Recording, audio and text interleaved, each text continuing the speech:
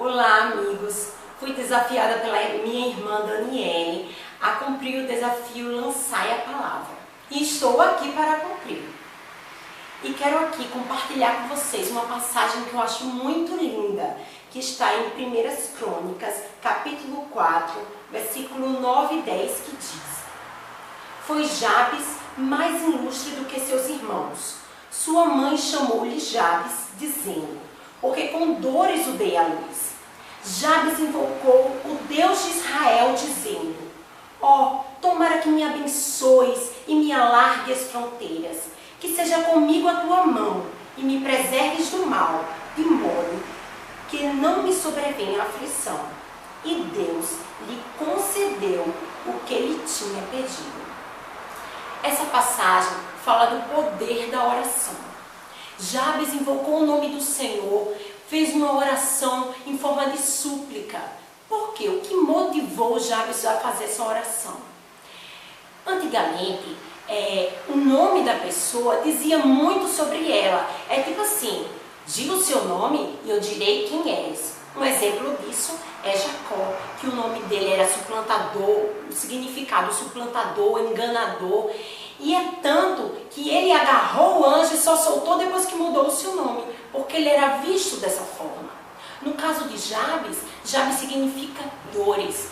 E a gente associa o que a dor? Sofrimento, tristeza. Então ele era visto dessa forma pela sociedade. Então, isso motivou a Jabes a fazer uma oração de uma frase com 4 pedidos, que mudou completamente a sua vida. E se a gente for ler o livro de Crônicas, a gente vai ver que fala da genealogia. E nesse capítulo 4 ele vem falando: fulano é filho de Cicrano, que foi filho de Beltrano. E de repente, quando ele chega no versículo 9, ele diz: opa, mas espera aí. Houve um homem chamado Jabes, que ele fez uma oração de uma frase com 4 pedidos que mudou completamente a sua vida. E depois disso, simplesmente volta a genealogia. Então a gente vê esse impacto. Então vamos ver a oração de Jabes. No primeiro pedido, ele pede a Deus que ele seja abençoado muitíssimo.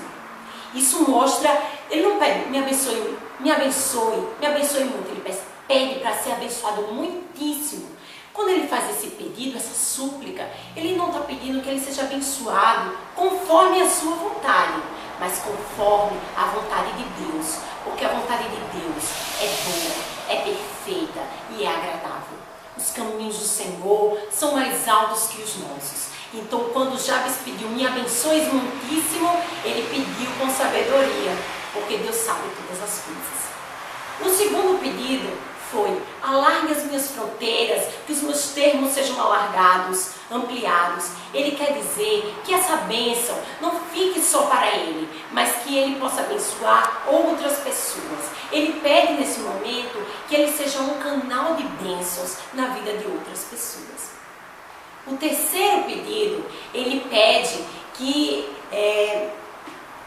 a mão do Senhor seja sobre ele. E quando ele pede isso, ele está dizendo que o Senhor me guie, que direcione cada passo que eu der, que o Senhor me proteja, que o Senhor me guarde. E quando ele fala isso, de modo, que é o quarto pedido, de modo que não me sobrevenha a aflição, ele está dizendo que a esperança dele está no Senhor. Porque quando a gente deposita a nossa esperança em Deus, e não nas coisas terrenas, porque as coisas terrenas são passageiras, mas o nosso Deus é eterno, nunca morre. E Ele sabe todas as coisas. Então, quando Ele deposita isso, o seu coração tem paz.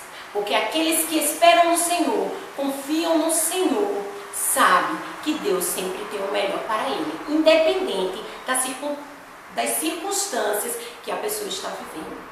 E assim, Deus ouviu a oração de Jabes. Porque a oração tem poder.